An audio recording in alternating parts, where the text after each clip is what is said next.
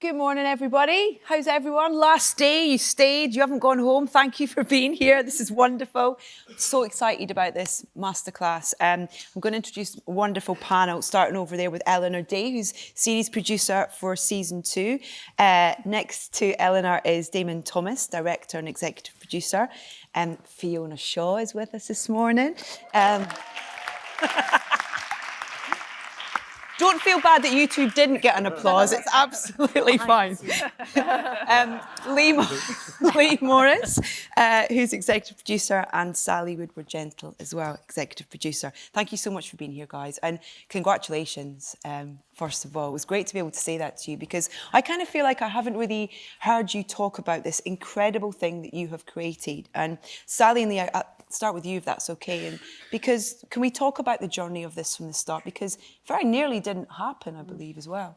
That's right. I mean, we're a little company at SID. You know, there's about 8 or 9 of us, and we're always looking for sort of interesting projects. And Luke Jennings had written these novellas, which was published, almost self-published on Amazon. But he was at a dinner party with a colleague of ours and said, "We have a little look." And so she gave them to us, and we read them and really enjoyed them.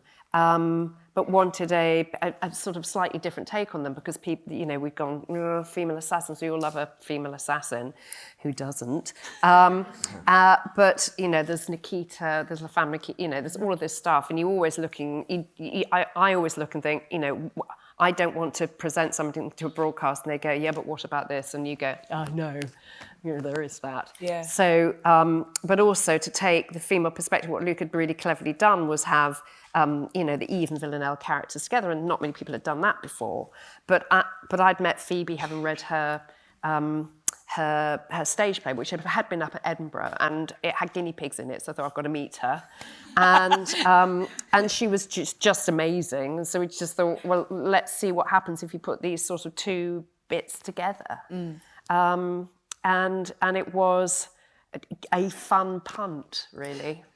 But it wasn't an obvious thing. And I remember at the time when you said to me that you thought Phoebe might be good to adapt it. I wasn't aware of Phoebe, and you know, Fleabag wasn't out. It was just, you know, a stage play at the time. And I remember saying to you, "Do you really think this is a wise idea?" And you know, and then of course it just all seems obvious in hindsight. But that was I think a pivotal moment in the development. What did you see in Phoebe's writing that it was the right? Well, it was meeting her. Mm-hmm. So there isn't something obvious in Fleabag that we think, okay, yeah, she can do Killing Eve. But it was the fact that she loved television. She was glorious. She was clearly incredibly naughty. And she loved things from a female. It was all about women, but it wasn't that from a sort of politically tub-thumping type of way. It was just inherently fabulous. And I just thought she'd have fun with it. Yeah. Because you really wanted to do something different. I think you said that you not just another piece of TV. Yes, yeah. And so how did you then go about doing that? Because I imagine that's actually probably the hardest thing to try and achieve. You've done it. Yeah. But actually the decisions that you made to try and achieve that at the start. Well, from the beginning, I mean, we did develop it with a broadcaster who said we want something that you couldn't see on any other channel, and so you naturally go for something that feels a little bit different, which is what we did, and then nobody else wanted it. But then after that, you sort of follow it through, and when it came to production, which I'm sure everybody else can talk to, it was also about making sure that every single element of it was sort of ambitious and felt a little bit different, and you just had fun with it. Yeah. And that was the music. That's, you know, where you film it. That's the production design, the graphics. So, Fiona, you talked about earlier when you sat down for that first table read. Can you tell us about that a bit? Yes, because Sally was saying, you know, how under the radar the whole thing was. But I remember the first table read. It was a very big room, nearly as big as this, actually, and a huge amount of people around it. And it was utterly thrilling. You felt something amazing was happening. And that was just with people mumbling into their scripts and Phoebe marking everything that wasn't funny enough. And, you know, I thought they were very funny, but I could see her going wrong. And it was full of a frisson. And I didn't I was in no doubt that it was something unique. Its success is breathtaking, but it certainly felt unique. It didn't feel usual. When people talk about Killing Eve, they usually begin talking about the writing as something that's kind of always really talked about. But I loved your description of the show being based around glorious moments as well. Yeah, I mean, we're not wild about plot. Oh, I don't know. And when I'm sorry, Your pardon? but also when you're in the edit, I know that I relax when I know that we've got that bit coming and we've got that bit coming and then we've also got that bit coming. Yeah. And I think that's probably what I meant by that. And I think that on the whole, you know, I think we're as human beings, we like puzzles, we like putting things together, and that's really satisfying. And character and complexity of character is really important. But just having that thing that sort of affects you emotionally, I think is really important. Were you going to pick up on something there? Sorry, no. I thought I interrupted you. To shut up. We've got loads of brilliant clips that are kind of going to help sort of to talk about specific things. We're going to see one of those right now, which is from Series 2, Episode 2. And this is Villanelle escaping. Let's take a look.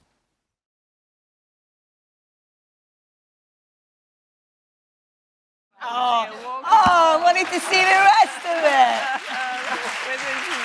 Love that. Yeah. So, as you'll discover as we go through the session, Sally has a slightly warped love of violence, which may be partly to do with what we see on the screen today. Damon, can we talk through directing, you know, a scene like that and sort of breaking that down? I think first I've got to say that we're not only do we have a brilliant main cast that can handle the tone of the show, which is really difficult. Yeah. That we can also call on people like Julian Barratt to come in and play Julian, who he plays it with such a kind of sensitivity. I mean, obviously he's going to get it from Villanelle at some point. You know that from when she arrives at the house and sees all the dolls, and then he keeps her captive. But I think in this particular scene, Villanelle, because she's been kept captive and she's not her best, she's sick, she's been stabbed. I wanted that fight particularly to be quite messy. And so that so you didn't see the lead up to that where he starts saying, "What do I get?" He actually turns and goes nasty, which is a really good moment. Yeah. And it is a sort of combination of just choreographing it so it's just not slick, and that also that he gets killed in such a sort of horrible way with a knitting needle. With a knitting needle. You were days in the house, weren't you? Yeah, we shot that. I mean, you can't tell. I mean, hopefully you can't tell. There is a stunt double in there for Julian. Is there? Being smacked against the wall, yeah. So you can't, and for Jodie. So but it's shot in a way so you just can't tell. But they are So brilliant. Yes. Thank you. But the way that you're able, like you heard the audience laugh at those moments where where the mum, she comes out and stuff, and the way that you're able to blend those things together, the thriller element, the comedy element and stuff, is that, how do you do it? I mean, obviously it starts in the writing and then we have discussions about how we can, I think one of the things we talk all the time about is how can we make it more Killing Eve? How do we make this scene more Killing Eve? How can it have the juxtaposition of the quite incredible violence, but with the comedy moments? So just having the mother, who you didn't know was in the house, there's another scene where she discovers the mother for the first time, just watching. There's just something really comic about it. It's sort of like life and death struggle, and the mum's just sitting there, just not reacting. It's just And then wandering off in her weirdly nightie. about, even though it's quite comic and quite cartoony occasionally, it's also sort of thinking about the truth of it. Yes, like it's if real. that front door was open, the mother would escape. Yes. So, thinking about, and the absurdity of the truthfulness sometimes adds to the humour as well. And also it feels like if that scene feels a bit like the end of the show, because it's Yeah. so, but then there's another big scene coming up Yeah. with Adrian in Yeah, the car, Adrian her new handler, which is also another sort of quite violent moment that is also funny. Yeah. So that's what's It's the so brilliant about the surprises, show. isn't it? As you Yeah. say, it's always finding those flips and taking a genre, particularly with the whole, the thriller and the spy genre, and then finding the reality within that. And I think that juxtaposition, people recognise real life, and that people need to go shopping, and and yet they've got this big mission on, and so I think people really enjoy just sort of seeing, and how messy that fight is, that it's not glamorous, so that she's not, especially when she's got this terrible seeping wound, that Villanelle isn't always, the perfect assassin. At times she's just a girl who's scrapping with a guy. Yeah.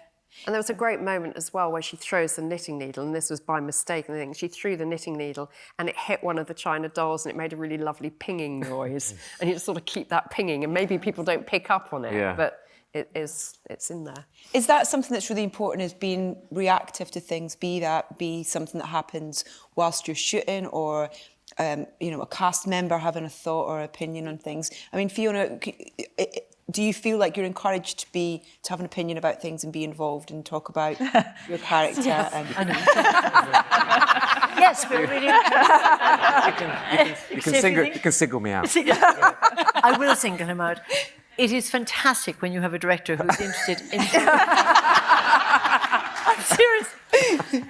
In the action, but also in the text. And Damon's a very witty person, and I think it's just great. Just when you think you've got the joke right, he sees another one. He goes, "Why don't you do that as well?" And it's very entertaining to be on the set, because these things do take ages to shoot, so it's like watching paint dry, really, how slow they can be. And then just before you're about to do something, Damon will come up and say, "Why don't you?" And it's that "why don't you" that makes the process very exciting. what I love as well about these characters is that we've got 2 series so far, the third's been shot, but we still really don't know that much about them, which I think adds so much to this series. Caroline, we kind of think, her, and then she'll do something and go, "Oh man, that's not what is that a wonderful opportunity to play that kind of..." Yeah, I feel I'm being paid by the line. It is amazing. Very much in the first season, what happened, which was really astonishing, and I think one of the most important things about the development of any series, was that we were in about episode 2, and somebody said that Sean, who plays Kenny, looked a bit like me. So Phoebe said, "Well, why don't we make him her son?" Didn't you say that? I think you were the Maybe I said that. inspiration. Maybe I said that. He looks a bit like me. His mother's Irish and I was Irish. And so suddenly we put in a scene where he became my son. And then if you realise that the writing can be that plastic, given that we all studied their arcs and everything else, I think that's gave everybody at the time a feeling that anything could happen. And then Phoebe got a bit bored with us all being in our positions. So she said, "Wouldn't it be great if Karen got drunk or, really loved sex in Russia?" And you think, what? I thought I was just being... And if anything, it's just the characters become as big as we all are, that situation is personality. Take people and put them in Corfu or, and... Sorry. It's for you. That circumstance change who you are. And I think that the show is breathtakingly unusual for a television show, which is so strict normally in its form, that you can actually change as you go along. And Constantine's character was meant to die in episode 4 of season 1, but we loved him so much, we kept him alive and killed somebody else. Yes. Do you have a who to kill board in the office? It just varies. I don't know how they do that, though, because normally things are pretty set, aren't they? Yeah, it's quite hairy. Yeah. Yeah. Is that important for you, though, to be like that? So it's a collaborative process. It is, but I think it is astonishing that we could do that, actually, because we did hire him for 4 episodes, and there was a definite plan, and then somewhere along the line we were able to be nimble enough to change it. And I think the same, you were talking about Kenny, the same thing. And I do remember that day when someone, I think you might have said something, and then someone said, "Look, they have the same mannerisms." And that was something that it was, and Phoebe picked up on it. And I thought at the time, most writers would just dismiss that because they have something very set in their mind and they're not open to those kind of things. And I was astonished when she said, "Oh, that's interesting." And then the next draft of something that came in, there were mother and son, and that is extremely unusual, I think. But also what's lovely about it, because it hadn't been planned in the early episodes, when it's then revealed that he is the son, you haven't set it up. No, that's right. That's right. It's not played for It looks that. like he's covering it brilliantly. Yeah.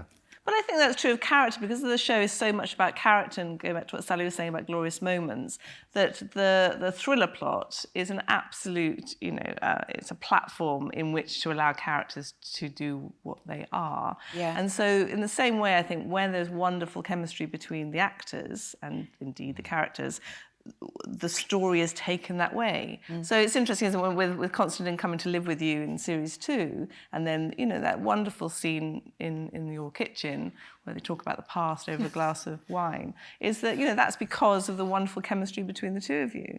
And so you kind of go that way. Because Kim starts directing the scene. What you should do there is... Okay. Yes, I think that's true, is that you also discover about character the more situations you're in, which are not likely situations.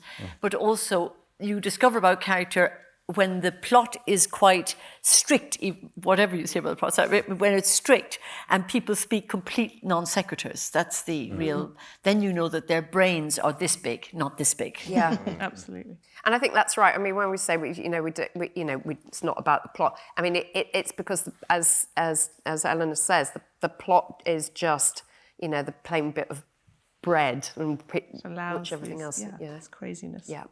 We're going to talk about another clip right now. We're going to see This Is Coke, Karen.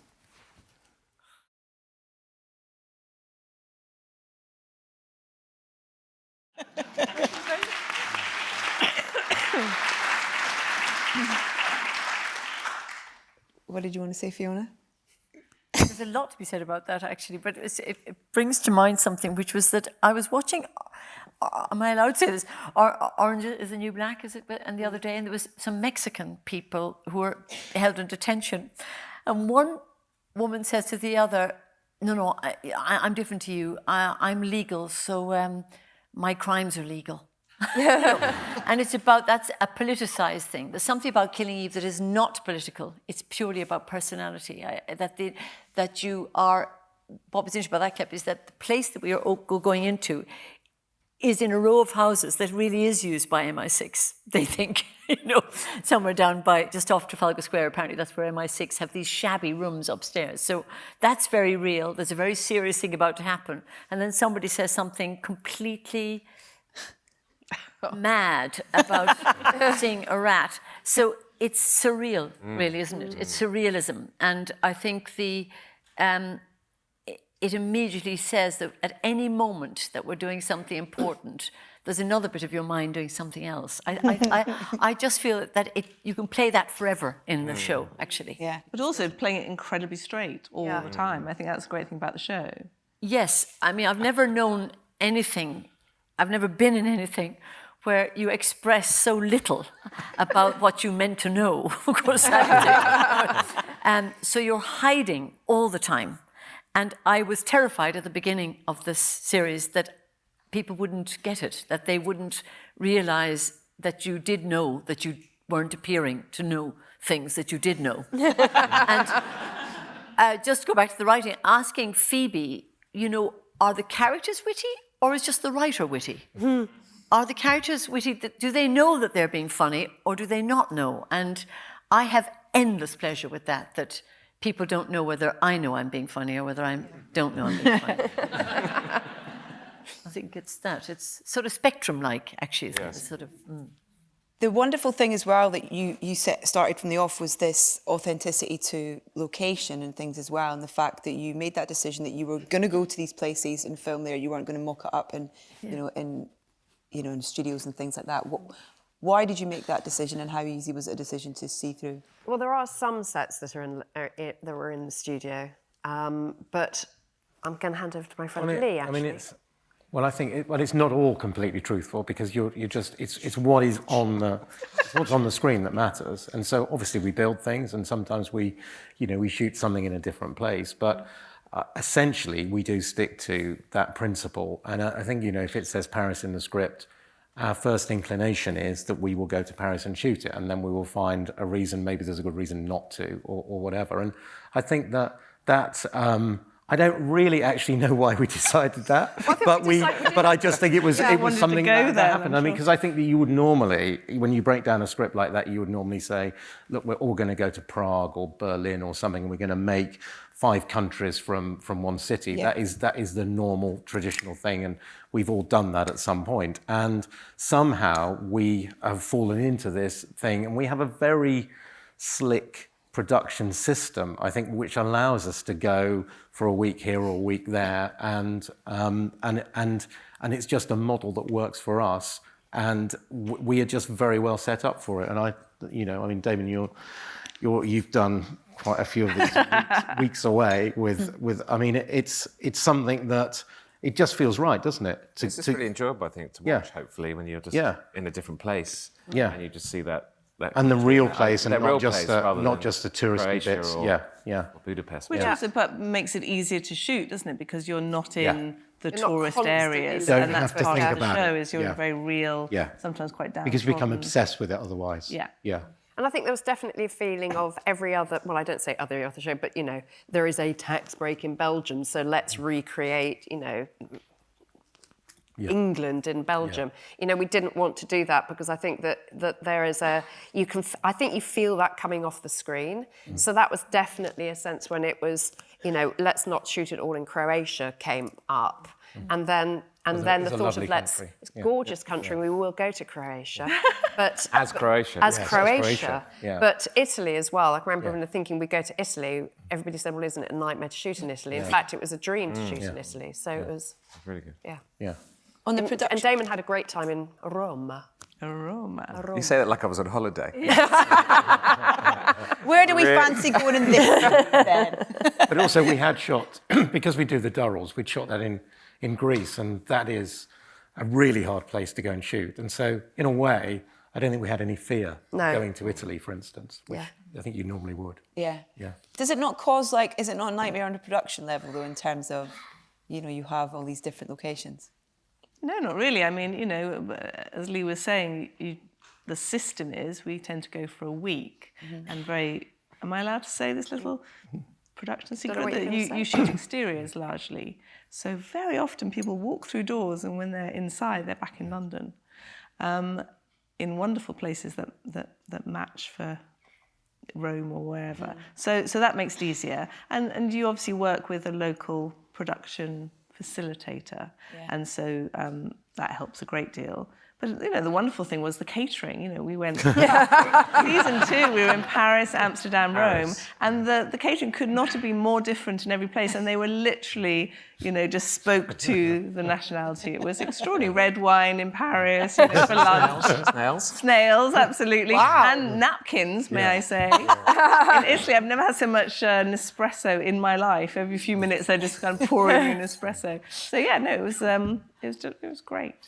We talked about the writing and these characters and stuff, but for these characters to connect with people, these performances needed to be really cemented and portrayed by these wonderful actresses. And the casting process is something I wanted just to touch on, if that's okay. And way back when you started them, but particularly with Eve and Villanelle, and how you found them and how easy it was to cast that. Yeah. Well, we were. What you whispering? I stepped with Lee, and then I stepped with Damon. I didn't say that. Get you to score them. Well, we when it was greenlit, BBC America said, we love it. We want one character to be American. So, and that was immediately, very quickly going to be Eve. And we also knew that was probably going to be the part where there was a known actor in that role. So it's always sort of chicken and egg, because we also knew that the dynamic between Eve and Villanelle was going to be really, really important. So we started a massive search for Villanelle, and Suzanne and Gilly Crowley-Poole, who did the casting, done the casting for all the seasons, is absolutely brilliant and quite rightfully nominated for an Emmy. They put, 120 people on tape for Villanelle, at least that. Wow. And they scoured all of Europe, and they put I mean, the irony is we end up with a Scouser. Because it's Russian assassin in the script, so you start... Well, we started Russian. Again, it was about authentic. We wanted to sort of go down that route. But then you've got to make sure that that person works with the person that you cast as Eve. And so actually they did do a chemistry read. And they got on very well. Did you have any idea that, I mean, Jodie in this is just... Phenomenal. It's extraordinary, Yeah. it really, really is, because she's playing so many characters. Yeah. What was it about her tape or her, I think that what we of course you've got to fight your own television cliches when you're doing it. So, you keep seeing people that look a little bit like the girl with the dragon tattoo, but the thing about Jodie is that she didn't. And what we really wanted, Villanelle, is we wanted to cast somebody that you could sit next to on the tube and you didn't realise you were sitting next to somebody who was like a vicious psychopathic assassin. And Jodie has this extraordinary sort of chameleon quality to her, and she's just phenomenally beautiful, but she can also change into very different, without, becoming a grotesque. She just has this, I mean, we were looking at some bloopers actually the other day, and Jodie just, in about 10 seconds went through about 20 different characters just before somebody shouted, rolling. And she's a phenomenon. And she brings something to it that wasn't actually We on the page didn't know, as well. it wasn't on the page. That was another thing about the writing, that actually Phoebe, as Jodie learnt more about the character, and Phoebe learnt more about the character through Jodie, and they just kept, they fed off each other in the most sort of amazing way, which happened with all of the characters, really. Yeah. And then when you bring in Emerald in series 2 for the writing as well, to kind of continue that on, but to bring her strengths to that as well as a writer. Yeah. And she's, we'd worked with Emerald before, and she's extraordinary. She's got a very, very dark sense of humour, and so she's different, but she also has that sense of the glorious to her. And it becomes easier because actually when we were doing the first season, everybody kept going, well, what is it like? And we were like, well, it's not really like anything. But you had a show to go from, and by then the characters had grown into, I still think they're growing, and I think it's really important that they continue to grow. But the writers by then had a sense of who these characters were, so it became... And Emerald was very keen to make sure she wasn't, doing a kind of impersonation of Phoebe. Yeah. They're very good friends, so there's obviously a shared sense of humour there. But I think that was a very bold choice to 100% deliberately say, I'm not going to, look at those scenes and just try and imitate them. Yeah. And she has a very strong sense of humour of her own, and there are definitely similarities, but there's also some real differences. And I think when you sort of analyse, series 1 and series 2, the shape of it, the humour of it, the wisecracking of it, they're really very different. I don't know how you found it, Fiona. Did you feel a real sort of difference in the writing? Yeah, when you approached, the very beginning of Yes, series funny 2. you should say that, because there was in the beginning of season 2, there was a terribly rude joke about schools and nuns, and it was in one draft, and then it was gone. And I said to Emerald, you got rid of that? She said, yes, it's too Phoebe. That's true, she did. And she wrote a completely different... Absolutely. Yeah, she just thought, no, I'm being Phoebe there, so she stopped that. Yeah. No, the writing was very different because... oh God, I don't know how to say it, but Phoebe's writing sort of comes out of her marrow in some way, and Emerald has an ability to bolt on something to the end of something, and it absolutely transforms it. They're just different minds. Yeah. No, I think that's true. And there's a kind of a funny cruelty, well, perhaps to both, but Emerald, which is just wondrous, isn't it? It's like she loves to find the really nasty little twist. Yeah, she's lovely in real life. She's a heavenly human being. Yeah. We're going to watch a clip now. Dick swab. Let's take a look.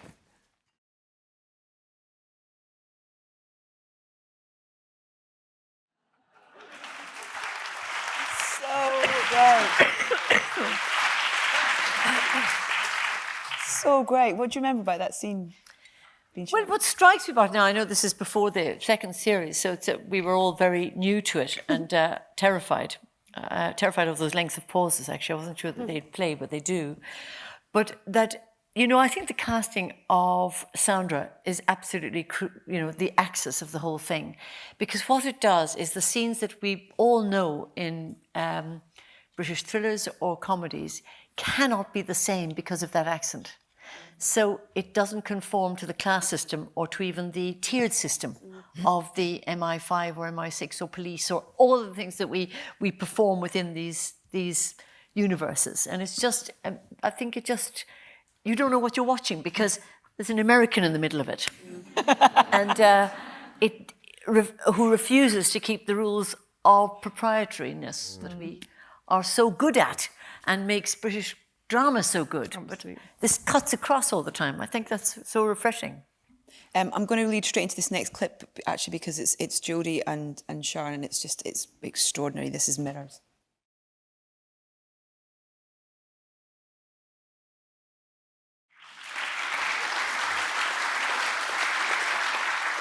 What's on the page for that? What's on the script for that? And what's the conversations you have with the two of them about what they're internalising, what the scene's about? I don't really have any conversations with them. But actually, well, Elinor was there then, and actually, what was on the page? Basically, on the page was, Villanelle looks in the mirror, starts to cry. The cry turns into a smile. And with Eve, we've obviously followed her and capturing the ghost, and then she's about to interrogate her for the first time. And again, it's that thing that she's looking through this partition, mirrored partition, knows that Carolyn's watching her, and the sense of her preparing. And it's very much both of them, moving forward in their, both in their relationship, but in their own characters. And that kind of complexity, because it was very deliberately not on the page to answer any of those questions. There was no, finality about what it meant that Villanelle cries and then laughs. There was a sort of sense that she was going deeper into something, and for once she was feeling something. And with Eve, and obviously the journey in season 2 is that Eve goes darker. That is a kind of a crucial moment where you think, is she, crossing over into the bad?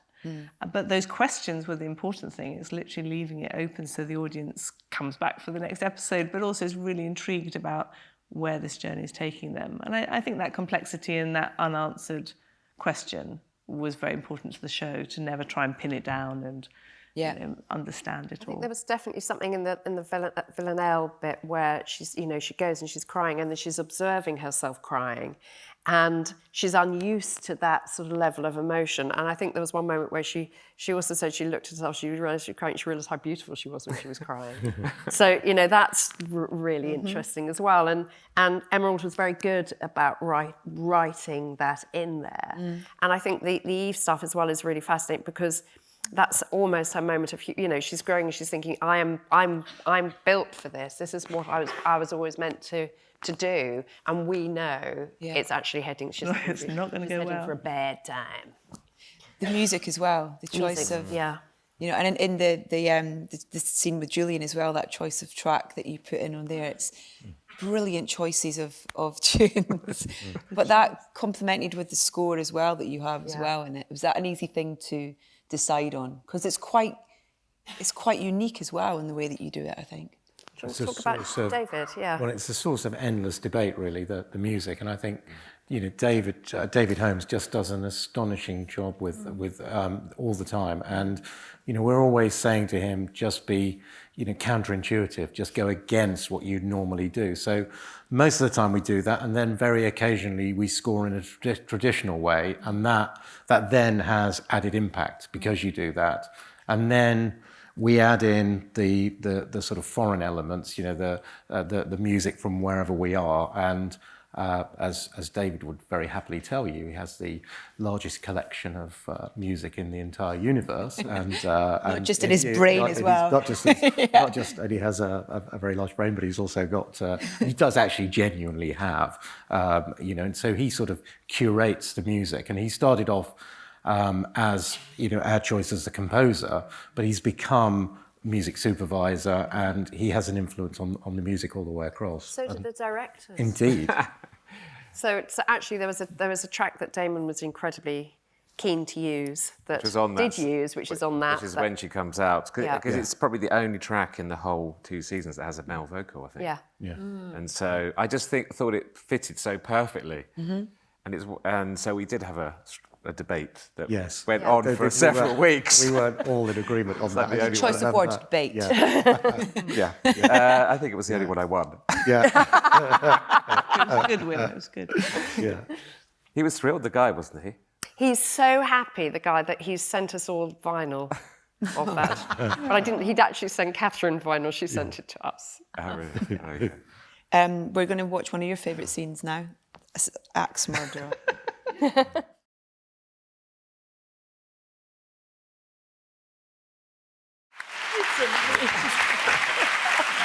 I love the diversity of reactions from you all. You're like, that, can't watch it. You were like, I just wanted people to cheer when it happened. You're like, more. Yeah. I love it. What do you love about it so much? Well, I love it for where Villanelle has got Eve to. So I think it just feels like this sort of extraordinary, grand operatic moment between the two of them. So I like it for that. I like it for, the messiness of it. So, like, you know, she doesn't go for the head. She goes for, you know, most of us would do that for Max murdering somebody for the first time. I think we'd probably miss. So I like the truthful humour of that. I love Jodie's performance. I think Sandra is hilariously brilliant in it. So, like, horrified but powerful. And Damon just shot it brilliantly. Thank you. No, they're so brilliant. And Adrian Scarborough again. I've got children! Dead. I know. It's also the face he pulls when he's Yeah, he got does an the axe. kind of stroke eye, doesn't he? Yeah, It's like, what's going on? And what wasn't shown is also just at the end, as Jodie leaves, Villanelle leads Eve down the stairs. I got her just to this little look back, which is where she just takes utter pleasure from what she's managed to get Eve to do. And I think, so the scene, as you've just said, it just has all the bits of a proper action scene, but it's also funny. It's very funny. You know, the whole not being able to get the axe out of the back. And they just perform it so well. I mean, they actually really enjoyed doing it, actually. They had great fun. It's sort of a good, fun scene to do. How many times did you have to do it? It took all day to shoot. It was quite complicated, wasn't it? Because he had to have a break rig. it down. He had to have a rig which was in his back, you know, so the axe had to be in his back. But that meant he had to have a special jacket with a hole in it, with the blood. And then every time, when she's pulling it out of his back, there's the axe rig in his back and then the separate axe. So she's got 2 axes so that she could slip back and have it in her hand. But he's actually still got the axe in his back. There had to be lots of different passes for some Yeah, different then we reasons. had to And strip him down and put his other jacket back on with the hole in, you know. And we were just reminded there that there's a close-up on the hand twitching, which is actually one of the drivers. Who had Because Adrian had to go, so we found somebody who had the same kind of hands. Just to have a and little- he was so proud because he did a little twitch of a finger. I got to do What's, on a total sort of just personal thing, when Villeneuve's watching her and she gets splattered with blood as she's kind of going in again and again, how's that done? Got someone just well, like... I had to have something that you could embed the axe into, because you've got to have impact. Yeah. Because you've got to think that's got to stick in. Yeah. So I think it's Oasis, you know, the thing you put flowers into. Yeah. So it has enough. And I created a sort of little kind of puddle in the top of blood, so that when she does that, it kind of splashed. Oh, wow. And then it embedded, and then also she had to pull it. It took a bit of effort to get out of it. Fiona's going to be Fiona's sick. face. You got very pale. Couldn't watch it the first time round, yeah. I think they experimented with different things. And there was a melon, and there were lots of sort of soft fruits, and then you realise you just couldn't quite get enough Yeah, it was good. grip. It was good. So, It worked well. But I think, what I also love is just the way Jodie at the beginning can do that almost. She went. That was just Literally. her, That was her. Where she She looks. made herself go that close? Yeah, totally. Wow. Scary. Yeah. Amazing. Weird. How she does it, and also her eyes are like, ugh. She's just like, she's amazing. There's I no think she used to pressure at practice that when all she was being younger. put on her throat. No, She's she just did doing that. I love how she surprises you guys. Yeah. Oh, yeah. That's amazing. Yeah. How do you've got 8 hours for each season to provide, but it's so fresh, and going from that first series to the second series as well.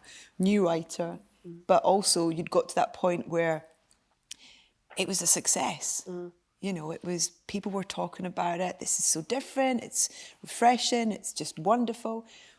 How do you start that process of keeping it fresh, but then trying not to take any, I guess? Well, we started developing the second season before the first season had gone out. Okay. So it wasn't green lit, but we had to turn it around so it would be on air a year later. And that's really hard when you're starting something brand new. You're having to make it all up again. Yeah. And script it, you know, cast it, you know, Damon's got to do all of his stuff.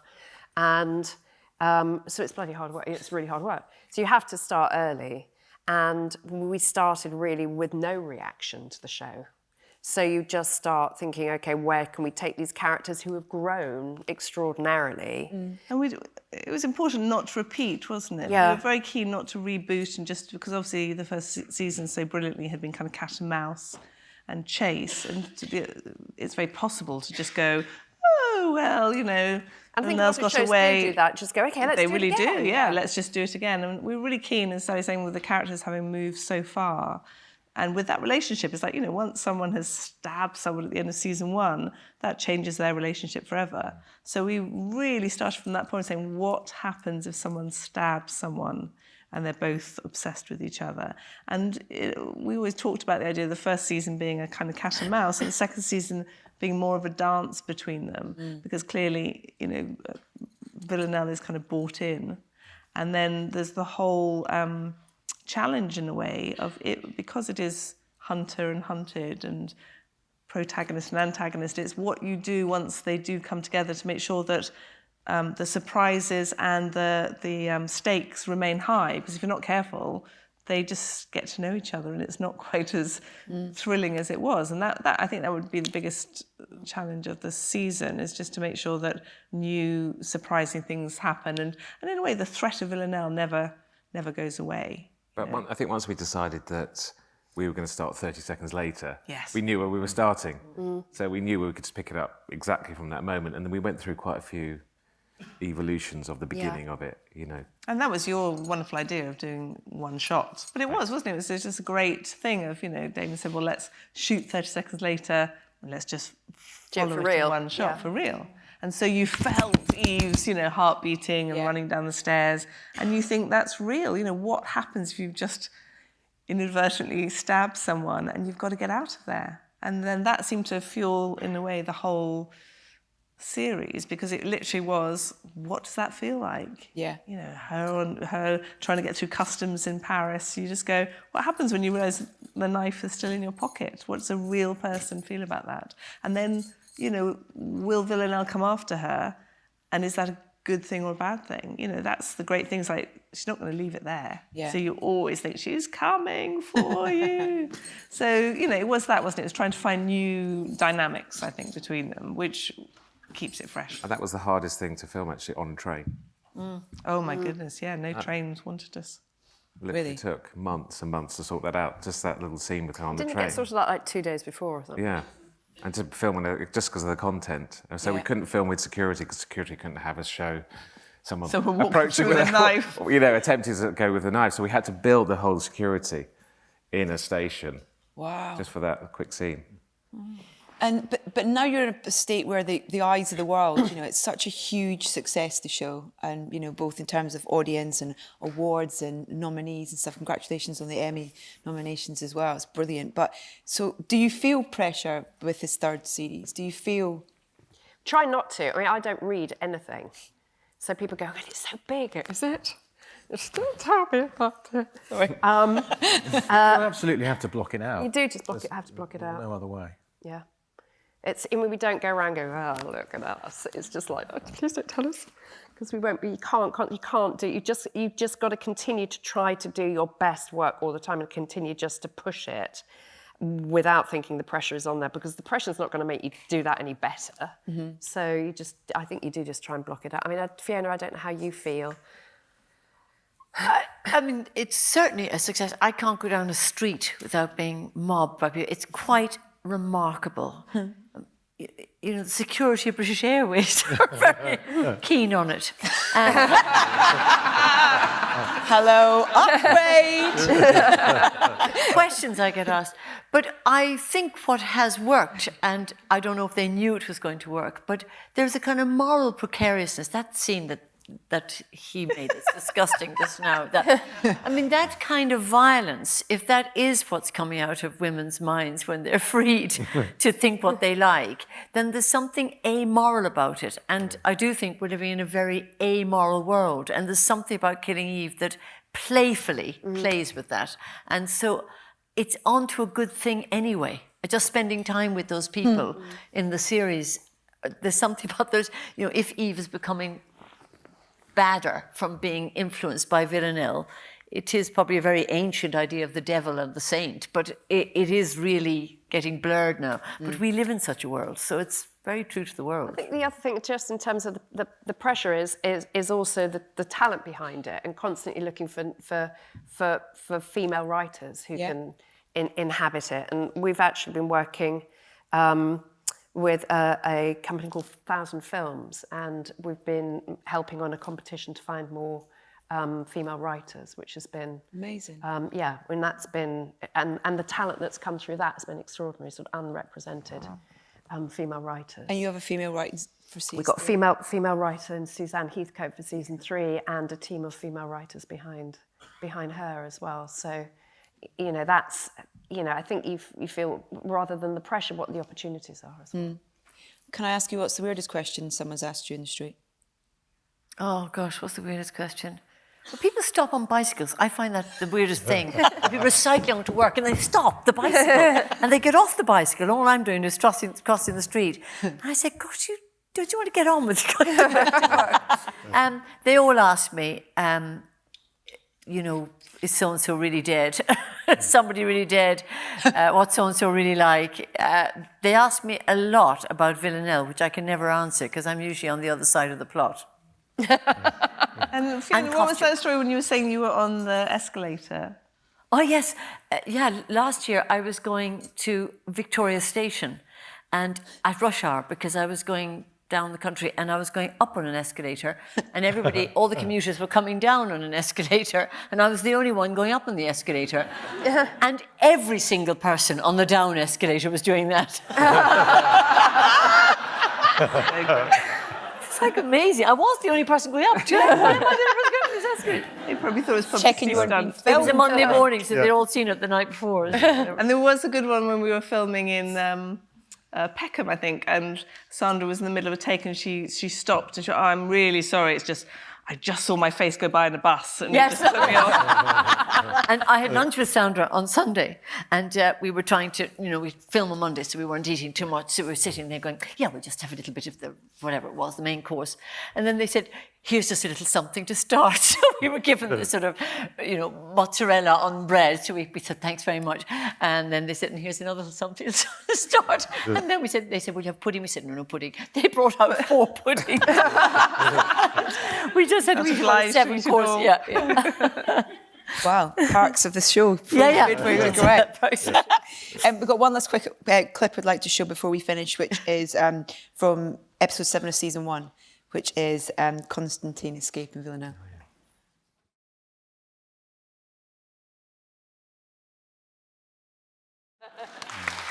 So good. The chemistry between Jodie and Kim is just extraordinary. And I love how you reacted to that by not killing him off and keeping him part of the narrative as well. And it's also, I've talked to Fiona about this before, I do believe so much of it is down to luck as well, because we didn't chemistry read them. We offered to Kim without really working with him before. And the first time they met was at the read-through. And so, and actually everybody's got extraordinary chemistry with I Kim. knew with him as well. It's so great. He's wonderful. Yeah, fun to play with.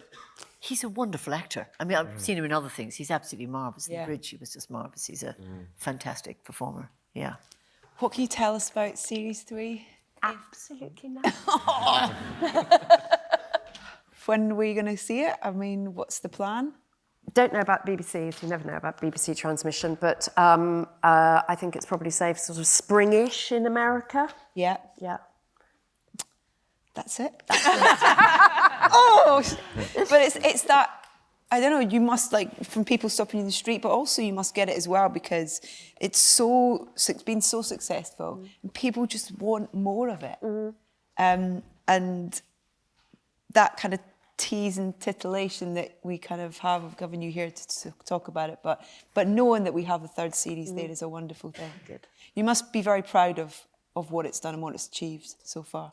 Yeah, I mean, very proud of everybody that's, without getting tearful, everybody that has contributed to it, because everybody does love it and they work incredibly hard and they keep coming back. You know, we've got about 80% of the same crew that we've always had, and actually being on set now, it feels amazing. And I think it's because everybody sees that all the hard work and the love they put into it has been appreciated. But I don't think anybody's got too big for their boot. Everybody's just like getting on with their jobs. And also, we've only just started, so everybody's quite fresh. Yes. Yeah. Probably the hardest question for the last one, but why do you think it has become so successful? Why is it connected with people so brilliantly?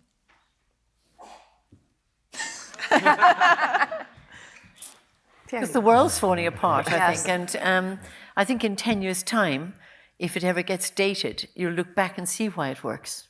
I think it's absolutely of now. All culture is retrospective. It's usually behind the times. And there's something about Killing Eve that just seems to be, maybe it's only just 2 minutes behind the time, but it's not far behind. It seems really on it. And I think there are rather sad reasons why it works so well, actually. There's a sort of chaos and precariousness in the world, and I think Killing Eve gets it.